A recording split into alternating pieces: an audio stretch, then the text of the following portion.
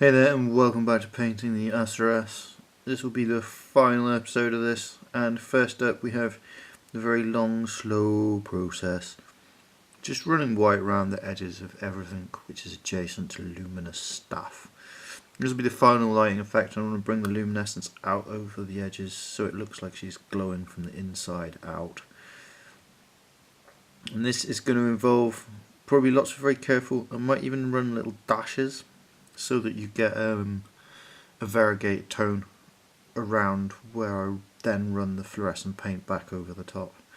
So I'll be back in a second once I've done all of the little teeny weeny dashes all over all of the plates, so all of the edges. It's kind of similar to the point stuff and it will contribute to that in some respect. Catch you in a mo. Here we have it then. I've done all the lighting across the whole thing from head to toe. Like I said, I tried to use dash lines going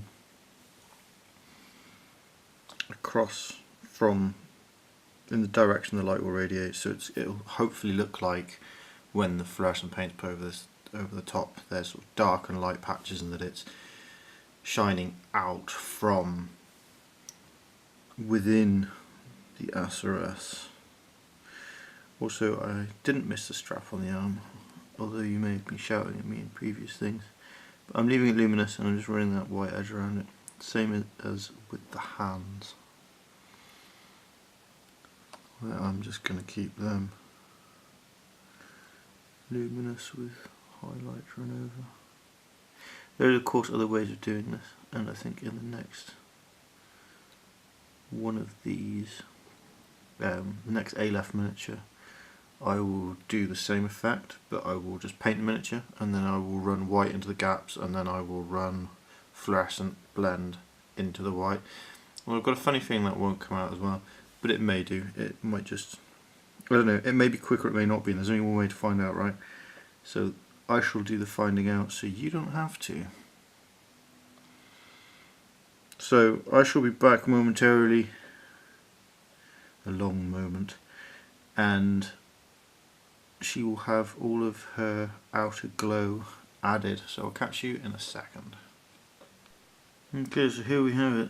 I'll reintroduce the colour fade, and it's actually a little bit messy for my taste, so make up your own minds there. Some respects it works, some respects could be better. So it's a little bit messy, so what I'm actually going to do is I'm going to go back in with some very thin charcoal grey, just reintroduce sort of some dark to the central areas of all of the panels, just so I can I feel like I've lost definition. I'm wondering whether I should have done the white bit at all, and whether I should have just left it. But I'll get back to you in a mo where they're all based up and ready for combat. Catch you in a second. There we have it then. All done, all based up. You might notice that I have special bases for Aleph. So I decided to go with transparent on those guys. Part of my custom etched base set. So I chose to do this because partly as and when I get round to doing battle reports, which might be forever away, I wanted everything to look like they were on hacking icons. Also, I just think it looks nice when I'm playing the game. I like an army that looks pretty. So now I've darkened over the panels back up again, I feel like it looks much better. It's just cleaned it up. It maintains some of the lighting effect. You can still see some of the lighting effect through the panel, and to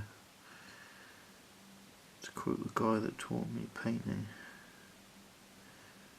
what makes a good painter, and this is flat painting rather than miniature painting, but I think the same applies, but what makes a good painter is not the person who can just sit down and get it right first time.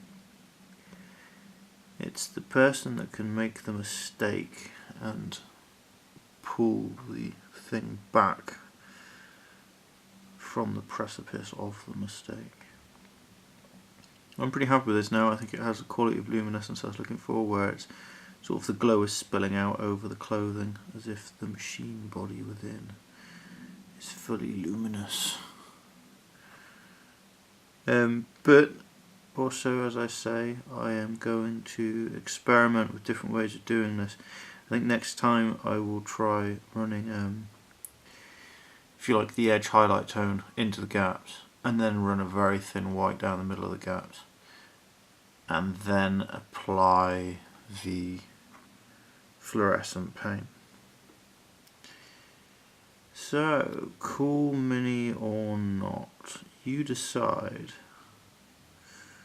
And I hope that everything that you're doing is coming out really well. Thank you for watching, have a good one, and take care. Bye bye.